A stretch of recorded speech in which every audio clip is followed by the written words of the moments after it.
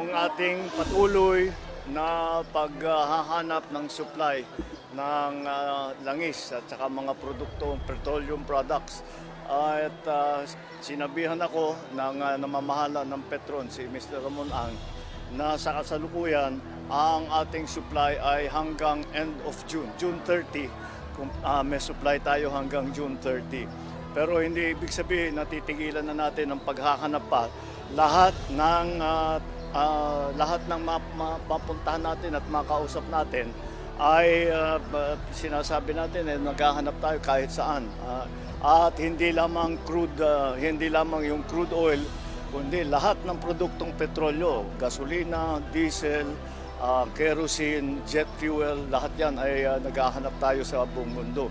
Mabuti naman at maganda ang relasyon natin sa ating mga naging kaibigan na iba't ibang bansa na kinakaibigan natin at malapit ang ating ang relasyon natin sa kanila. Pinagbibigyan naman tayo dun sa pagbigay ng supply dahil karamihan na oil producers ngayon ay hindi masyadong nag-export. Pero pinagbibigyan nga tayo, they give us special consideration and concessions para dito, kaya nandiyan ang supply natin.